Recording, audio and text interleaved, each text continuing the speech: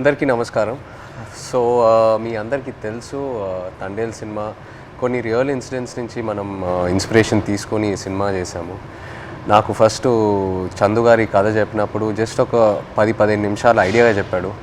ఆ తర్వాత నేను శ్రీకాకుళంకి వెళ్ళి మత్స్యలేశంకి వెళ్ళి 22 మంది ఎవరైతే ఉన్నారో మత్స్యకారాలు వాళ్ళ నుంచి ఈ ఇన్సిడెంట్స్ బేస్ చేసుకొని సినిమా తీసామో వాళ్ళని వెళ్ళి కలవటం జరిగింది. సో కొంతమంది వాళ్ళు మనతో ఉన్నారు ఇక్కడ, మొన్న ఈవెంట్కి వచ్చారు హైదరాబాద్కి, and I'm happy to have them here. So వాళ్ళతో మాట్లాడి ఇంకా కొన్ని విషయాలు తెలుసుకుందాం. Hello, hi. సో అప్పుడు నాకు మీరు చెప్పింది ఏంటంటే మామూలుగా మీరు శ్రీకాకుళం నుంచి గుజరాత్ వరకు వెళ్ళి గుజరాత్లో అక్కడ బోట్లు తీసుకొని ఒక 9 నెలలు అలా సముద్రంలో అక్కడే ఏట పూర్తి చేసి మళ్ళీ తిరిగి మత్స్యలేశంకి వస్తారని. ఎందుకు గుజరాత్ వరకు ఎందుకు వెళ్తారు? అంటే మామూలుగా గుజరాత్ వరకు ఎందుకు వెళ్తున్నాం అంటే కారణం ఏంటంటే ఇక్కడ మనకి జిట్టీలు అందుబాటులో లేవు. ఓకే. అంటే ఇక్కడ ఏటకి వెళ్తుంటే అలలు పెద్ద కెరటాలు ఇరిగేస్తుంటాయి. దాని బోట్ల కింద ఉండిపోయి ప్రాణాలు కోల్పోతున్నాం. అయితే గుజరాత్లో ప్రతి 20 కిలోమీటర్లకి జట్టీలు ఉంటాయి అక్కడ. ఓకే. అందుకనే ఉపాధి ఉంటుందని వెళ్ళిపోతున్నాం అక్కడ. ఓకే. జీవనోపాధి కష్టపడ్డానికి వెళ్ళిపోతున్నాం. సో మీరు ఒకసారి అక్కడికి వెళ్ళాక ఒక నెల రోజులు సముద్రంలోనే ఉంటారా? ఒకసారి బోట్ తీసుకున్న తర్వాత నెల రోజులు సముద్రంలోనే ఉంటారు? నెల రోజులు ఉంటాం. లేకపోతే మీకు కంప్లీట్గా బోట్ డెక్ ఫుల్ అయిన తర్వాత తిరిగి వస్తారా? అది సముద్రంలో ఏటకి వెళ్తాం. చేపలు ఎక్కి పట్టిందంటే 20 రోజులకు వచ్చేస్తుంటాం. అంటే ఐస్ అంటారు కదా, ఐస్ అయిపోయిందంటే వచ్చేస్తాం. ఓకే. చేపలు ఎక్కి దొరికితే ముందు వచ్చేస్తాం. దొరకలేదంటే అక్కడక్కడ పట్టుకుంటూ నెంబర్లు కొట్టుకుంటూ ఎత్తుకుంటూ పట్టుకుంటాం. కొద్దిగా లేట్ అవుతుంది. చేపలు దొరికామంటే హ్యాంగ్ వచ్చేస్తుంది జట్టి. ఓకే. అండ్ మీరు అక్కడ సముద్రంలో ఉన్నప్పుడు సెల్ ఫోన్ కనెక్షను, ఇంటితో మాట్లాడాలనుకున్నా, పిల్లలతో మాట్లాడాలనుకున్నా అలాంటి అవ్వదు. ఏ కనెక్షన్ ఉండదు? అవ్వదు. దగ్గరలో అవ్వద్దు. అంటే గుజరాత్ వేరే వాళ్ళు ఉంది కదా పోలవరం దగ్గర, దాని నెంబర్ కొడతాం. ఒక 200 కిలోమీటర్లు ఉందనుకో, ఆ స్టీరింగ్ పట్టుకుంటూ వస్తాం. దగ్గరలో ఒక 20-30 కిలోమీటర్లు టవర్ వస్తుంది మాకు. అప్పుడు పైన స్లాబ్ మీదకి వెళ్ళడం, చూడడం, టవర్ రావడం, మాట్లాడడం. ఒక్కొక్కసారి కట్ అయిపోద్ది, 2 ముక్కలు మాట్లాడడం, మళ్ళీ చేయడం, అలా ప్రయత్నిస్తుంటాం. అలాగా. ఓకే. బాగున్నారా? చాలా బాధ. పిల్లలు బాగుంటారా, ఎలా ఉన్నారు, అందరూ బాగుంటారా, అమ్మ నాన్న అట్లా ఉన్నప్పుడు అంటే ఎక్కడో చిన్న ఫీలింగ్ తట్టి ఉంటారు. తుఫాన్ అంటారు సడన్గా. గుజరాత్కి ఇలాగా టీవీలో చూస్తాం కదా, గుజరాత్కి తుఫాన్ ఉందని వస్తారు. తుఫాన్ ఎలాగుంటారు, ఎక్కడ ఏడ్ చేస్తారు అనేసి అనుకునేలోపు వీరు అక్కడ ఏది అందుబాటులో ఏ జట్టు ఉంటుంది, గోవా అవని మంగళూరు అవని ఏదో అవని, అక్కడికి వెళ్ళడము. అక్కడ బోట్ యాంకర్ అంటారు కదా, అదేసి అక్కడ ఉంటారనమాట జట్టి. అప్పుడు మాకు కాల్ చేస్తారు. అప్పుడు మాకు ధైర్యంగా ఉంటుంది, ఆ జట్టికి వస్తారు తుఫాను దొరకకంట అనేసి మాకు ధైర్యం ఉంటుంది అనమాట. మీరు రోజుకి చూస్తూనే ఉంటారు. ఎప్పుడు వస్తారు తుఫాన్ కదా, గుజరాత్లో ఎలా ఉంటారు, ఎప్పుడు జట్టికి వస్తారని చూస్తే వీళ్ళు ఫోన్ రావాలి, అమ్మాయ్యా వస్తారు అనే ఫీలింగ్ అనేది ఉంటుంది. సో మీరు ఫోన్ పక్కనే పెట్టుకుంటారా? ఫోన్ అయితే పక్కనే ఉంటుంది. తుఫాన్లు అయినప్పుడు అయితే కరెక్ట్గా వచ్చినప్పుడు ఫోన్ అయితే ఇంట్లోనే ఉంటుంది. ఎప్పుడు ఫోన్ చేస్తారో తెలియదు కదా. అదే ఏట్లో ఉన్నప్పుడు నార్మల్ టైం, తుఫాన్ లేని టైంలో ఏట్లో ఉంటారు కదా, 30 డేస్ అయ్యగల ఇంక కాల్ వస్తుంది, పక్కన పెట్టుకోండి. కాల్ 30 డేస్కొని 1 డే అవతలైనా ఇంకా టెన్షన్ అనమాట. ఎందుకు రాలేదు, ఏమైంది అని. సో టెన్షన్ అనేది వచ్చేస్తుంది అనమాట. ఒక్కొక్కసారి అయితే ఎమోషనల్ అయిపోతాం. మన సినిమాలో కూడా సాంగ్ మోంటాజెస్లో ఉంది కదా, the calendar where you'd keep. So ఆ 30 డేస్ అక్కడి నుంచే ఆ చిన్న ఆ మూమెంట్ తీసుకున్నాం మీరు చెప్పిన దాన్ని బట్టి. అంటే మన ఫిల్మ్లో కూడా ఒక సీక్వెన్స్ ఎలా పెట్టాం, ఇన్ని రోజులు అయిపోయిన తర్వాత ఎలా కొంచెం చేతులు ఉణుగుతున్నాయో తెలుసా అని. సో ఒకవేళ 30 రోజుల్లో ఫోన్ రాకపోతే అంటే అక్కడ వాళ్ళని కాంటాక్ట్ చేయడానికి ఏదైనా మీకు ఎమర్జెన్సీలా ఏదైనా నంబర్ ఉందా? ఏమీ లేదు, ఏముండదు. సేట్తో మాట్లాడాలని, సేట్లు ఉంటారు కదా వీళ్ళకి బోటుకి సంబంధించి, వాళ్ళతో మాట్లాడితే వాళ్ళ భాష మనకు తెలియదు. వాళ్ళ భాష తెలియదు కాబట్టి వాళ్ళకి మనం ఫోన్ చేయలేము. ఆ భాష వచ్చినంటే మన దగ్గర ఉంటారు. ఆ భాష వచ్చిన వాళ్ళందరూ గుజరాత్లో ఉంటారు కదా, జెంట్స్ మొత్తం గుజరాత్లో ఉంటారు. ఓన్లీ లేడీస్ ఇక్కడ ఏదో కూలి పని చేసుకొని చేపలు పట్టుకొని వెళ్ళి అమ్ముకోవడం, కానీ ఇక్కడ మా లేడీస్ ఉంటాం అంతే. మాకు ఇది తప్పించి వేరే వృత్తి అయితే రాదు, చేపల వృత్తి. ఎప్పుడైనా ఇంత ఒక దేశానికి తెలిసిపోయింది ఇలాగా 22 మంది మత్స్యకారులు దొరికిపోయారని. కానీ మళ్ళీ మేము అదే గుజరాత్కి వెళ్తాను వేట చేయడానికి తప్పదా, మాకు అదే ఉపాధి అంతే. మీకు ఎలా తెలిసింది ఆ రోజు ఎలా వాళ్ళు అక్కడ దొరికిపోయారు అనేది? నేను 7 మంత్ ప్రెగ్నెంట్ పాప అప్పుడు కడుపులో ఉంది. కూర్చున్న అలా ఫోన్ వస్తుంది, 29 days అయింది అప్పటికి. ఫోన్ వస్తుందని ఇలాగే కూర్చున్నా, మా పెద్ద పాప పక్కన పెట్టుకొని. మా అమ్మకి కానీ చెప్తానని, మీ అల్లుడు వస్తారు ఇలాగ యాడ్ నుంచి ఫోన్ చేస్తారమ్మా చెప్పిన తర్వాత సరేలేని కూర్చున్నాను. ఫోన్ రాలే. ఉదయం మార్నింగ్ 10 అయింది, వేరే వాళ్ళు ఫోన్ చేశారనమాట నా మొబైల్కి, ఇలాగా మీ ఆయన పాకిస్తాన్కి దొరికిపోయారట అనేసి. వేరే వాళ్ళంటే ఎవరు ఫోన్ చేశారు? అదే గుజరాత్ నుంచి, మా ఊరు నుంచి వలస వెళ్ళారు కదా, అక్కడి నుంచో ఒక బోటు జట్టికి వచ్చింది. వీళ్ళు దొరికిపోవడం చూసిన బోట్ అది, కలర్ చూసారు ఆ బోటులో ఉన్నోళ్ళు, మీ ఆయనకి పాకిస్తాన్లో పట్టుకుని వెళ్ళిపోయారు అని చూసిన వాళ్ళు నాకు వచ్చి ఫోన్ చేసి చెప్పారు. ఓకే. చెప్పిన తర్వాత అవును అన్నట్టు అసలు ఏడుపు కూడా రాలేదు, అలా కన్నీళ్ళు ఇంకిపోయేవి. ఎలాగా పాకిస్తాన్ అంటే మామూలుగా చిన్నప్పటి నుంచి పాకిస్తాన్ అంటే ఏదో భయం మాకు అనమాట. చిన్నప్పటి నుంచి పాకిస్తాన్కి మనకి యుద్ధాలు ఏదో వినేవారు, అలాంటప్పుడు పాకిస్తాన్ అంటే భయం మనకి.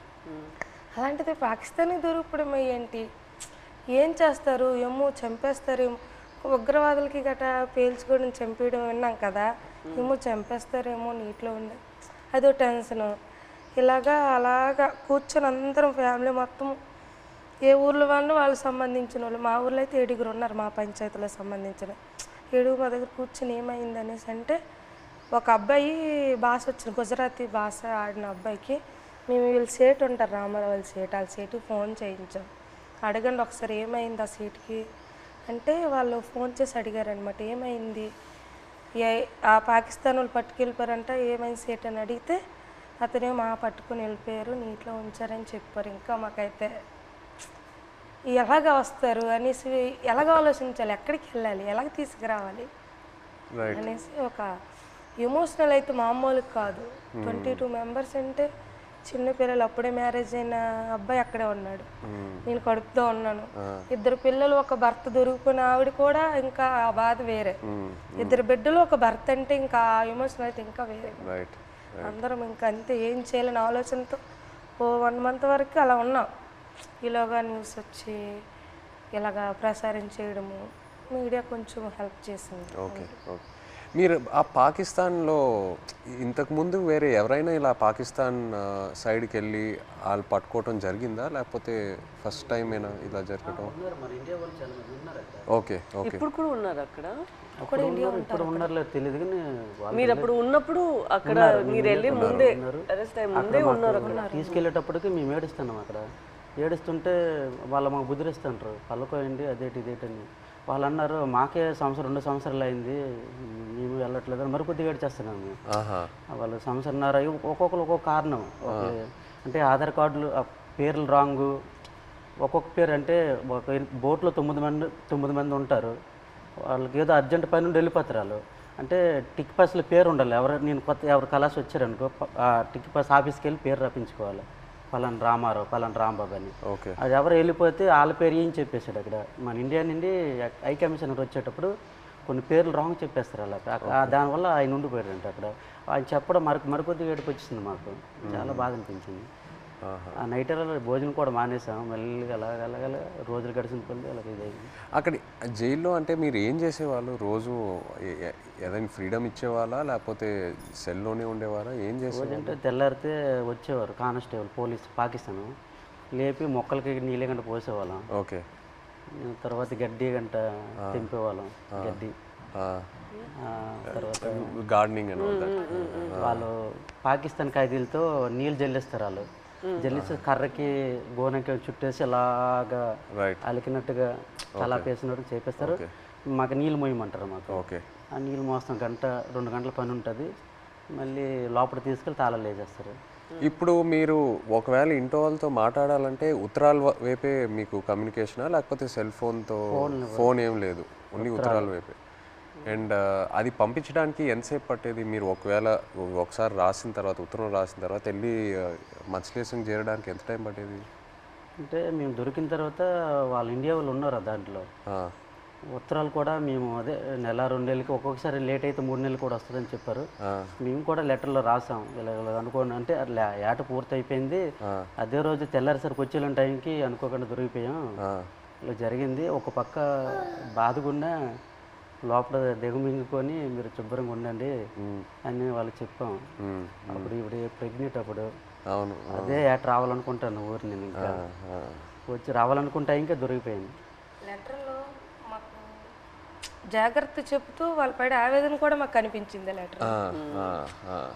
జాగ్రత్తగా ఉండండి, ఇక్కడ మాకేం పర్వాలేదు కానీ వెళ్ళి పోరాటం చేయండి అంటే అక్కడ ఏంటంటే జాగ్రత్తగా ఉండండి వెళ్ళి పోరాటం చేయమంటే మాకు ధైర్యం చెప్తూ వాళ్ళకి బయటికి తీసుకురావడానికి పోరాటం చేయండి నేను ఒక ఆవేదన అనేది కనిపించేది మాకైతే. ప్రెగ్నెన్సీ కదా అయినా సరే ధైర్యం చేసి వెళ్ళేదాన్ని, ఎక్కడ పొలిటీషియన్ మీటింగ్లు ఉన్నా సరే వెళ్ళేది. ఏమో సింపతి ఉంటుందేమో, అరే ప్రెగ్నెన్సీ కదా లేడీ కదా పాపం వాళ్ళ హస్బెండ్ దొరికిపోయారు అనేసి ఒక సింపతి ఉంటుందని ధైర్యం చేసి వెళ్ళిపోయేదాన్ని. ఓహో మీరు వెళ్ళిపోయారు. నేను వెళ్ళిపోయేదాన్ని, తను ఆల్ ద పొలిటికల్ అన్ని దగ్గరికి వెళ్ళిపోయేదాన్ని. అందరూ మీ హస్బెండా కడుపుతూ ఉన్నావా అయ్యో పాపం అనేవారు. ఏమో సింపతి ఉంటుంది కదా సార్, అంటే వీళ్ళకి అక్కడికి తీసుకెళ్దాం ఢిల్లీ వరకైనా తీసుకెళ్దాం అంటే సింపతి ఉంటుందేమో అనేసి నేను గర్భవతితో ఉన్నప్పుడు కూడా వెళ్ళేదాన్ని. 9 months వరకు నేను డెలివరీ ముందు వరకు కూడా నేను పోరాటం చేశాను వాళ్ళు రావాలని. సో మీరు అక్కడ ఆంధ్రాలో తిరిగారు ఇలా పొలిటికల్ మీటింగ్స్ ఏదైనా ఉంటే, ఆ తర్వాత గుజరాత్ వరకు కూడా వెళ్ళారు కదా?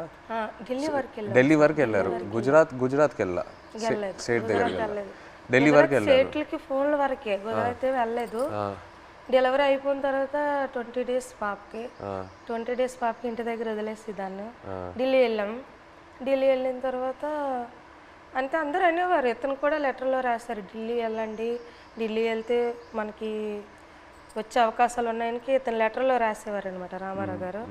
సరేలే ఢిల్లీ కొంచెం అది పేద పరిస్థితి కదా సార్, ఢిల్లీ అంటే మాకు తెలియదు, భాష తెలియదు, ఎలాగెళ్ళాలో తెలియదు. అలాగ ఉన్నప్పుడు కొంతమంది అదే పొలిటీషియన్ వచ్చి ఇలాగ రండి అక్కడ మీకు పని జరుగుతుంది ఏం అవ్వదు గైడ్ చేయడానికి ఒక అతను వచ్చి వెళ్ళండి అంటే సరేలే ఇంత పోరాటం చేసి ఇదే చేయలేమా అనేసి ధైర్యం చేసి వెళ్ళాం ఢిల్లీ. ఢిల్లీ వెళ్ళిన తర్వాత అక్కడే ఢిల్లీ వెళ్ళిన తర్వాతే వీళ్ళు బయటకు వచ్చారు. అంతవరకు ఆ 14 నెలలు అక్కడే ఉన్నారు.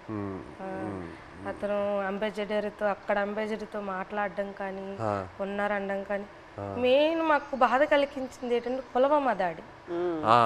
ఆ దాడి ఇలాగ మార్నింగ్ ఇలాగ టీవీ వేసాను, ఇలాగ మన ఇండియన్కి ఆర్మీకి ఇలాగ ఉగ్రవాదులు చంపేశారు, ఆత్మహత్య దాడి అయిందని తర్వాత అవునా ఎందుకు అనేసి వీళ్ళకి ఏం చేస్తారని ఇదో బాధ. మళ్ళీ అక్కడ మరి ఇండియన్స్ ఉన్నారు కదా సార్, ఏం చేస్తారని బాధలు ఉన్నప్పటికీ లెటర్స్ అయిపోయి 3 months. వచ్చిన లెటర్స్ బాగానే వచ్చి పుల్వామా దాడికి ముందు లెటర్స్ కంటిన్యూ అయ్యాయి. మేము పంపించింది అతనికి వెళ్ళేది, అతను పంపించింది మాకు వచ్చేది. కానీ పుల్వామా దాడి తర్వాత స్టాప్ అయిపోయింది. 3 months వరకు ఒక్క లెటర్ రాలే. ఇంకా మాకు ఇంకా టెన్షన్ ఇంకా ఎక్కువైపోయింది, అదో బాధ అనేసి ఇలాగా మరి ఇంకా లేదు ఉండొద్దు ఎక్కడ ఢిల్లీ వెళ్ళిపోతాం అనుకుని అందరం 22 ఉమెన్స్ అందరూ ఇంకా లేదు పదండి అనేసి 22 మంది వెళ్ళిపోదాం లేదు ఇంత మా ఓన్ డబ్బులు అనుకుని పదండి అనేసి ముందడుగేస్తాం అంతే. ముందడుగేసుకుని వెళ్ళిపోయాం అంతే. వచ్చిందో రాందో వెళ్ళాం. అక్కడికి వెళ్ళిన తర్వాత జయశంకర్ అని విదేశాంగ మంత్రికి కల్పించారు. ఇంగ్లీష్ రాదు కదా, ఏదో మా తెలిసిన భాషలు అంటే అతను మా కన్నీళ్ళు చూసి అతనికి అర్థమైపోయింది అనమాట. ఓ ఇంత బాధపడుతున్నారని ఏడుస్తాను. మా ఆవేదన చెప్తూ మా కళ్ళని నీరు వచ్చేస్తుంది. అది చూసి పాపం అతను తట్టుకోలేకపోయారు. వెంటనే ఫోన్ పాకిస్తాన్ చేశారు. మన ఇండియా అంబాసిడర్ చేసిన తర్వాత పర్లేదు ఉన్నారు ఇలాగ వస్తారు అని చెప్పారు. జనవరి కల్లా వచ్చేస్తారు అన్నారు. మా దగ్గర చెప్పారు జనవరి కల్లా వచ్చేస్తారు, రాకపోతే మీకే పాకిస్తాన్ నేను తీసుకెళ్తాను, నేను భరోసా ఇస్తానని మాట ఇచ్చిన తర్వాత అప్పుడు ఇంకా హ్యాపీ అంతే. అతను అన్నట్టు జనవరి కల్లా మాకు ఫస్ట్ కల్లా అక్కడి నుంచి లిస్ట్ వస్తుంది అనమాట. గనగల రామారావుకి వాళ్ళ భాష వేరే కదా సార్, గనగల రామారావు గుణగల్ల రామారావు, కేసమర్రికి కసమర్రయ్య అన్నట్టు పేరు ఓహో మీ పేరు కరెక్ట్గా వేయలేదా? సార్ ఆ లిస్ట్ కూడా రాంగ్ వచ్చింది అనమాట. గనగల రామారావుకి గంగల్ రామారావు. సో మీరు కన్ఫ్యూజ్ అయిపోయారా ఎవరు అక్కడ ఎవరు ఉన్నారు ఏంటి? సరేలే అది ఉర్దూ బస్ కదా, ఏమో ఇలాగ తెలియపు ఇలాగ రాశారేమో అని మాకు మేము ఆలోచించుకొని వచ్చేస్తారు అన్నట్టు. మీకు ఆ టైంలో ఎలా అనిపించింది? సడన్ గా భయం వేసింది. పేరు డిఫరెంట్గా ఉన్నప్పుడు 22 మందిలో 21 మంది వెళ్ళిపోయి నన్ను వదిలేస్తారేటని ఒక ఇది, వీళ్ళు కావాలని వాళ్ళకి రాస్తారేటో చెప్పలేం. పాకిస్తాన్ ఓన్లీ మీ పేరే తప్పేశారా? అందరివి ఉన్నాం, ఓకే అందరివి. అందరివి ఏదో ఒక మాది కొంతమంది అక్కడక్కడ పేరు గనగల రామారావుకి గంగల్ రామారావు వచ్చింది. గంగల్ రామారావు వస్తే మరి పేరు డిఫరెంట్ అయితే ఖచ్చితంగా వదిలేస్తారని అందరూ ఇండియా వాళ్ళు అంటుంటారు, ఇంతకుముందు ఉన్నవాళ్ళు పాత వాళ్ళు. నాకైతే రాత్రి నిద్ర రాలేదు.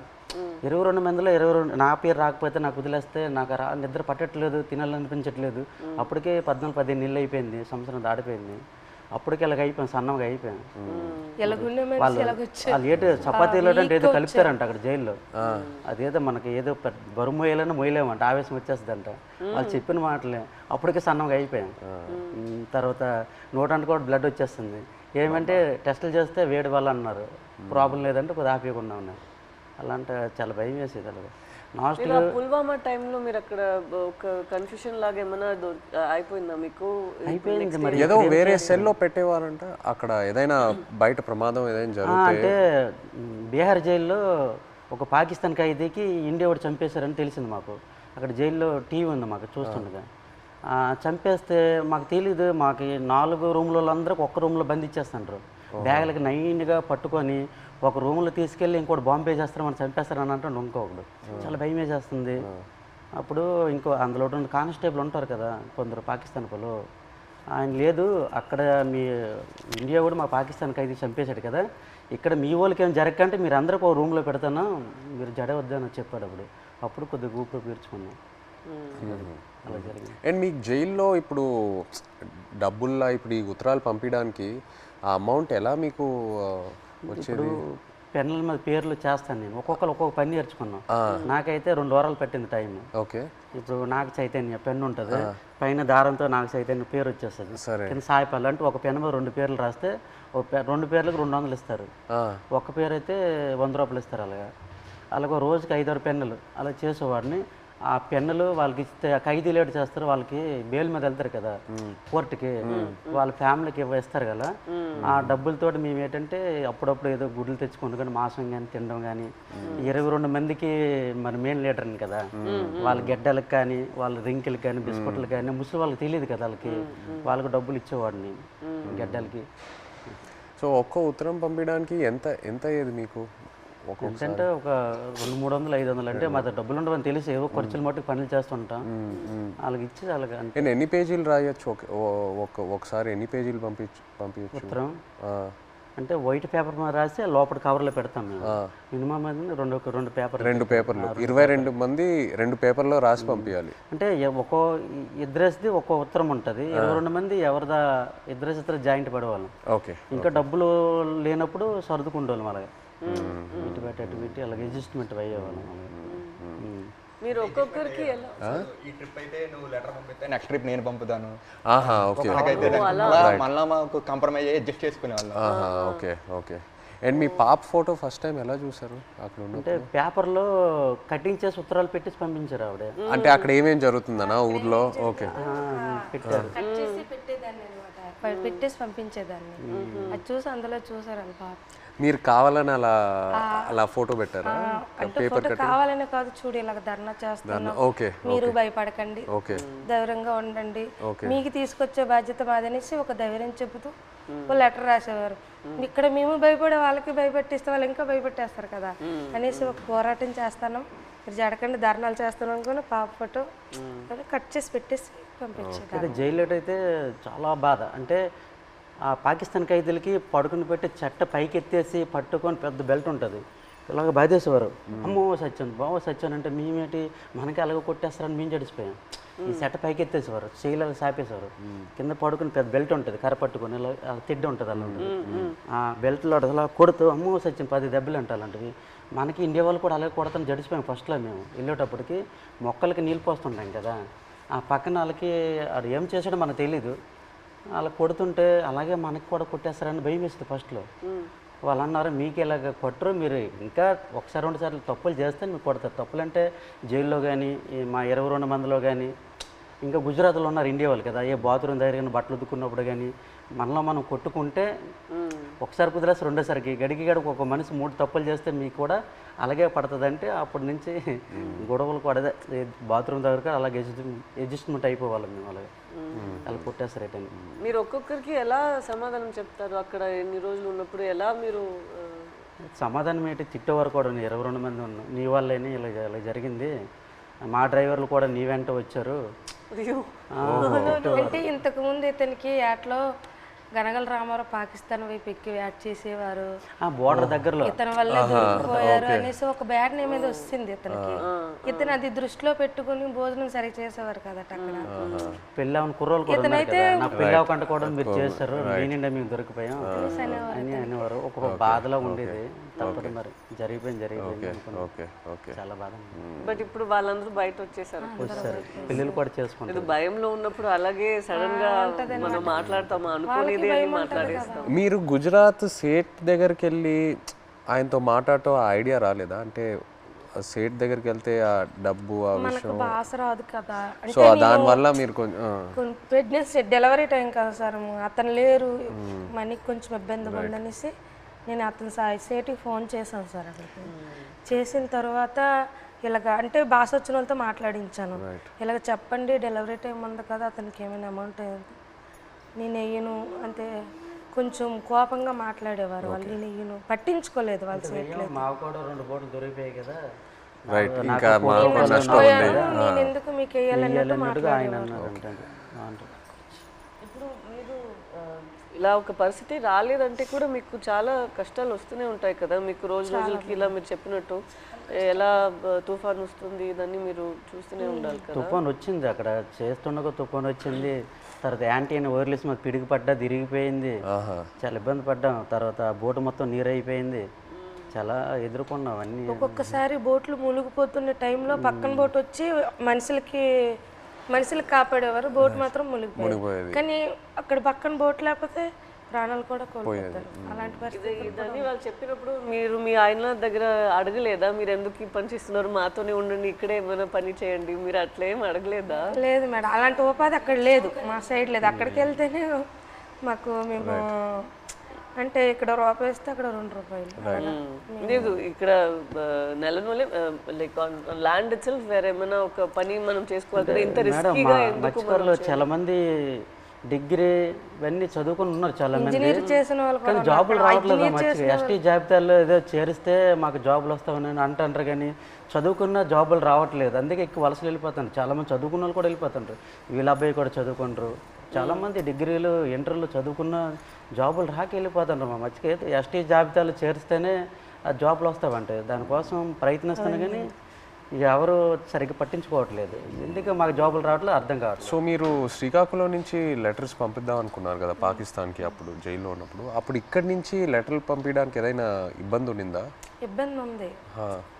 ఇక్కడ నుంచి లెటర్స్ అంటే వాళ్ళు అడ్రస్ రాశారనమాట, ఇలా పంపించండి, టు అడ్రస్ ఫ్రమ్ అడ్రస్ అన్నట్టు ఉంటుంది, ఇలా పంపించండి అని రాశారు.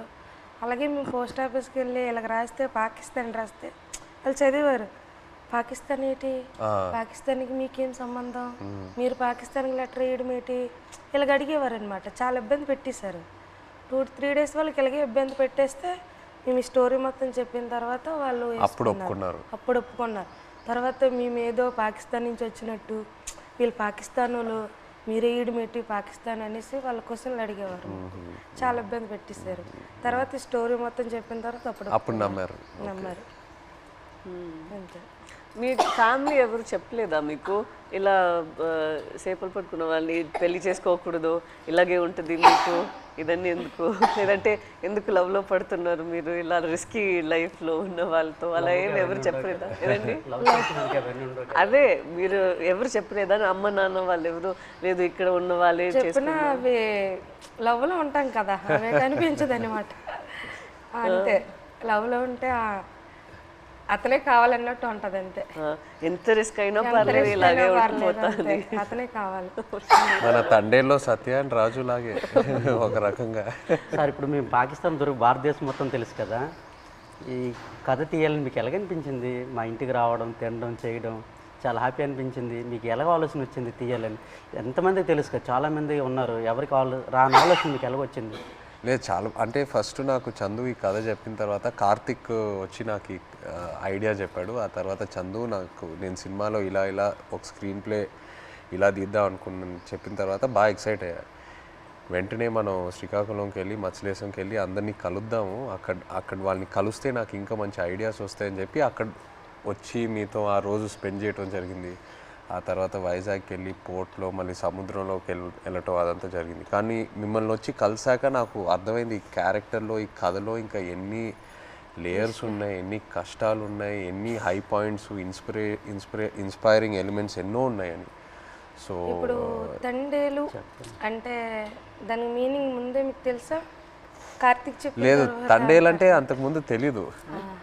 తండేలంటే మనకి ఈ బోట్ క్యాప్టెన్ లీడర్ అనేది ఒకసారి నాకు కథలోకి వచ్చాకే తెలిసింది, అంతకుముందు తెలియదు. మాకు అక్కడ తండేలు అంటారు గుజరాత్లో.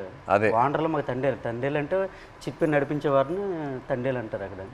అందుకే ట్రైలర్లో కూడా డైలాగ్ వేసాం, తండేలు అంటే ఓనరా కాదు, లీడర్. చాలా బాగా వచ్చింది సార్. అయితే సార్ అక్కడ ఎంత బాధపడ్డామో అంత హ్యాపీగా ఉంది ఈరోజు. ఎందుకంటే అది ఒక జీవితంలో గుర్తుండిపోద్ది అలాగా మా రియల్ స్టోరీ. ఇప్పుడు మేడం మీకు అంటే మేమైతే రియల్గా అన్నీ మా బాధలన్నీ తెలుసు మాకు, మేము పడే ఆవేదన. కానీ మీకు ఎప్పుడైనా షూటింగ్లో ఒక సీన్ చెప్పినప్పుడు, అదే ఎమోషనల్ సీన్ చెప్పినప్పుడు కానీ ఆ సీన్కి ఎప్పుడైనా మీరు ఎమోషనల్ అయ్యారా? అరే వీళ్ళు ఎంత బాధపడ్డారు అన్నట్టు మీకు ఎప్పుడైనా అనిపించిందా? మాకు మీ వే ఆఫ్ లైఫ్ రోజు రోజు మీరు ఎలా గడుపుతున్నారో అదే నాకు ఒక పెద్ద ఆశ్చర్యం. మీరు ఎలా చెప్తారు, నేను రోజుకి తుఫాన్ అక్కడ వస్తుందా, ఏమవుతుంది అని ఒక రోజుకి ఎలా మీరు గడపగలుగుతారు? నెక్స్ట్ రోజు లేచి అది నిజ లైఫ్లో నేను అది చేయగలుగుతాను అంత నాలో ఆ శక్తి ఉందని నాకు తెలీదు. సో ఒక్కొక్కసారి అలా చేసినప్పుడు మనం ఫిల్మ్లో నాకు ఈ ఆలోచనే వస్తుంది, వీళ్ళకి ఎక్కడి నుంచి ఆ ధైర్యం వస్తుంది? ఎందుకంటే నార్మల్గానే మనం అందరికీ ఇలా ఒక పరిస్థితి వస్తుంది అని మనకు తెలీదు. అక్కడ అలా ఉన్నప్పుడు మనం ఎక్కడ వెళ్ళాలి, ఎక్కడి నుంచి షురూ చేయాలి, అక్కడి దాకా వెళ్ళాలి, వాళ్ళని ఎలా బయట తీసుకురావాలి అనేది ఒక పెద్ద మనమే మన లోపల చెప్పాలి, లేదు ఇది అయిపోతుంది మన అలా ఈ థాట్ని వదలకూడదు మధ్యలో. సో అది మీరు అందరూ ఎలా చేశారు అని ఆ థాటే నాకు ఉంది. నాకేం కష్టం అనిపించట్లేదు, బట్ మీరందరూ ఎంత కష్టం తీసుకున్నారో అదే నాకు ఆశ్చర్యం వచ్చింది అంతే. ఏ సీన్కి ఎమోషనల్ అయ్యారా మీరు? సీన్ చెప్తారు కదా ఎలాగ ఉంటుంది moments, and a dialogue emotional అయ్యారా చెప్పేటప్పుడు అనేసి? మనం కొన్ని విషయాల్లో మీరు చెప్తున్న దాంట్లో నుంచి తీసుకున్నాము, కొన్ని విషయాల్లో మనమే ఒక డ్రామా లాగా తీసాము. సో ఆ డ్రామాలో ఎక్కడ నేను లేని సీన్స్ కొన్ని ఉన్నాయా, అక్కడ నాకు చాలా బాధ అనిపించింది. నా సీన్స్ ఏముందో అది వేరొక డ్రామాలో వెళ్తుంది, బట్ నిజంగానే ఒక రోజుకి ఎలా వాళ్ళు ఏం జీవిస్తున్నారో కొన్ని క్యారెక్టర్స్ ఉన్నారు, వాళ్ళకి జరిగిన పని, వాళ్ళు చెప్తున్న మాటలన్నీ విన్నప్పుడు నాకు అప్పుడు బాధ అనిపించింది. నాది కన్నా వాళ్ళది నేను విని చాలా బాధపడ్డాను. మీరు ఢిల్లీ వెళ్ళటం ఆ ఎపిసోడ్స్ మీరు నాకు శ్రీకాకుళంలో చెప్పినప్పుడు బాగా ఎమోషనల్గా అనిపించినాయి. మీరు ఢిల్లీకి వెళ్ళి ఎలా పోరాడారో అక్కడ. అండ్ అది కాకుండా ఇంకోటి నాకు చెప్పారు, సముద్రంలో ఉన్నప్పుడు ఒక పెద్ద షిప్ వచ్చి మీది ఒక చిన్న బోట్ అలా కొట్టుకొని అలా వెళ్ళిపోయింది కదా, అది చెప్పినప్పుడు నాకు నిజంగా చాలా ఆశ్చర్యంగా అనిపించింది. కొట్టుకొని పోయి అసలు ఆగలేదు కదా, కొట్టుకొని అలా వెళ్ళిపోయారు కదా. పెద్దది కదా. మీరందరూ అందరూ they like one community, so United. And I think మీలో ఉన్న శక్తి మీరందరూ కలిసి ఒకేలాగా ఉన్నారు కదా, లైక్ వన్ ఫ్యామిలీ. ఒక ఫ్యామిలీ అర్థమైంది, బట్ మీరు అందరి ఒకే ఫ్యామిలీ కదా. సో ఒక్కరికి ఇది జరిగిందంటే అందరికి అది జరిగినట్టే. ఏ ఫ్యామిలీకి అలా జరగకూడదు. మా ఫ్యామిలీలో ఒకేసారి దొరికిపోవడం అంటే చాలా బాధాకర విషయం. నేను డ్రైవర్ మెయిన్ తండ్రి కనుక ఆ లైన్కి బోటప్ చెప్పినట్టు మా బావగారు, తర్వాత మా ఎర్రీకి బామ్మరిదే అంటే అన్నయ్య, నేను బోట్ ఆఫ్ చెప్పాను. ఈ బోట్ ఆఫ్ చెప్పిన ఓనర్లు అంతా నా వెనక పంపించారు. ఈ రామారావు ఎక్కి చేపలు పడతాడు, ఈ నేతను వెనకెతలు వెళ్ళండి చేపలు ఎక్కి దొరికితే అనుకుని నాకు వెనకాల పంపించడం, దొరికిపోవడం చాలా బాధాకరం అనిపిస్తుంది. ఇలా జరుగుతుంది అనుకోలేదు. సో లాస్ట్ క్వశ్చన్ అంటే తండేల్ 2 ఉందా? మీరు ఆ రోజు ఈవెంట్లో ఏదో జోక్ వేశారు కదా, చెప్పండి. ఇంకోసారి పాకిస్తాన్కి దొరకాలి, అప్పుడు స్టోరీ అంటే ఒక కోరిక తండేల్ 2 ఉంటే ఖచ్చితంగా ఒక తమ్ముడుగా యాక్టింగ్ చేయాలని ఓకే రైట్. కోరిక మటుకు నెరవేర్చాలి. అయితే పాకిస్తాన్ దొరకడం దొరకవు ఈసారి. మీరు ఇంకా ఢిల్లీ అంతా వెళ్ళరా? తిరిగే శక్తి బోల్డ్ కథ ఉంది. ఇంకా అక్కడ వచ్చేసరికి ఇంకా ఇక్కడ ట్రావెల్ పడ్డాం. రైటర్ ఒక సంవత్సరం పాటు మేము వెనకాల ట్రావెల్, ప్రతిదీ తిన్నా ఏం చేశారు ఏమిటి అనేది ఒక సంవత్సరం పాటు ఫోన్ కాల్.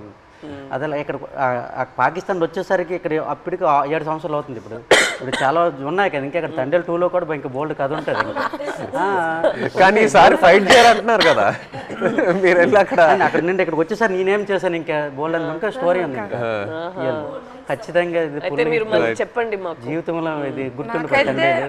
నచ్చిన విషయం ఏంటంటే సార్ మీరు ఉన్నారు కదా, ఆ డ్రెస్సింగ్ స్టైల్ కానీ ఎప్పుడు మీకు ఏ సినిమాలో అలా చూడలేదు.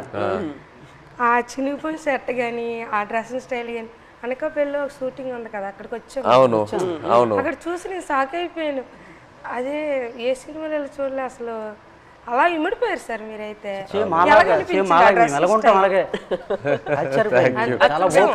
అదే నేను చెప్తున్నా కదా, మిమ్మల్ని వచ్చి అప్పుడు కలిసి మీతో టైం స్పెండ్ చేశాకే నాకు ఆ క్లారిటీ వచ్చింది. ఓకే మనం ఇలా క్యారెక్టర్ని ఇలా డిజైన్ చేయాలి.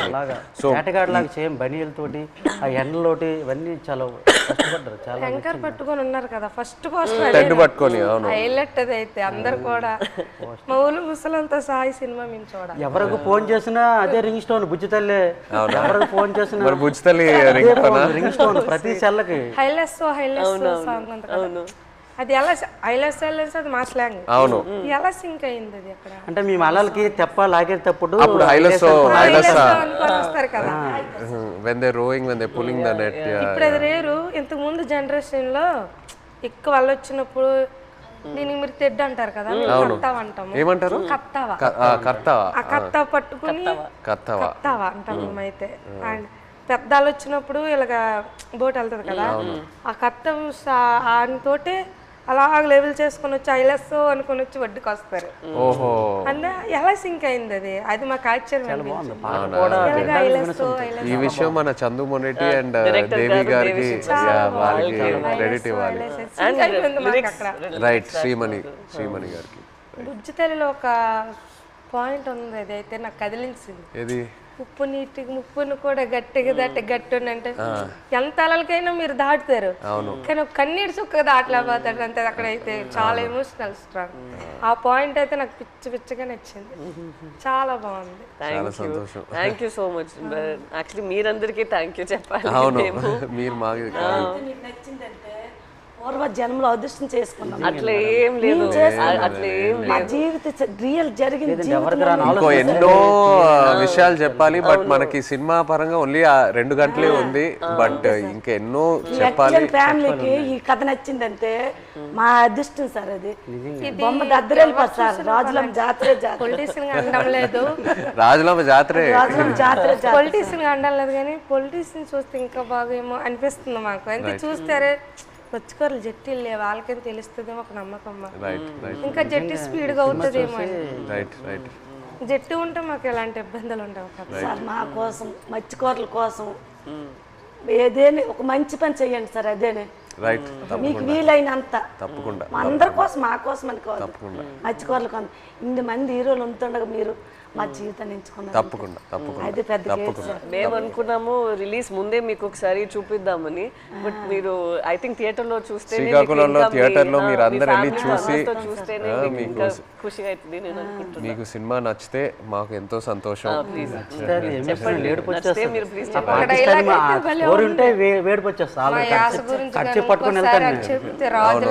అది మిమ్మల్ని మైండ్ లో పెట్టుకొని చేస్తాం. అవునా? జరిగింది. ఇప్పుడు మేము చేపలు సార్, మా యాస వేరే ఉంటుంది. వాళ్ళు అక్కడ ఉంటుందిరా అనడానికి అక్కడ ఉంటుందిరా అనేసి మా భాష వేరే ఉంటుంది. ఒక సిటీ వెళ్ళామనుకో మా భాష విని అరే చేపలు వాళ్ళరా అంటారు. కొంతమంది మీ చేపలు ఇలా అంటారు, కొంతమంది అంటే అంటారు అనడానికి మాకు అలాగ రాదు. వేరే మత్స్యకారుల స్లాంగ్ వేరే వేరే ఉంటాయి. మా స్లాంగ్ వేరేగా ఉంటుంది, పక్కన మత్స్యకారు స్లాంగ్ వేరేగా ఉంటుంది. అందులో మా స్లాంగ్ అయితే ఎవరు మాట్లాడలేరేమో, కానీ మేడం గారు అయితే నాకైతే చాలా మేము మాట్లాడినట్టు మాట్లాడారు. అసలు ఇది భయం, నేను ఫుల్ టైం అదే ఆలోచిస్తాను. హైలైట్ మేడం గారు, మేము అలాగే మాట్లాడతాం.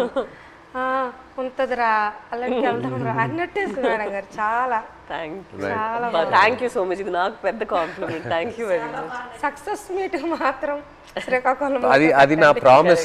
సినిమా రిలీజ్ తర్వాత సక్సెస్ మీట్ కి మేము శ్రీకాకుళమే వస్తున్నాము. మచ్చలేసాం అక్కడికి వచ్చి కలిసి శ్రీకాకుళంలో సక్సెస్ మీట్ పెట్టి వెళ్తున్నాం. ఆ టైం లోపల మీ 25 మందిని కాల్ చేసి వాళ్ళని కూడా సక్సెస్ మీట్ లో వాళ్ళని కూడా అప్పుడు వచ్చేస్తే కరెక్ట్ గా ఉంటుంది.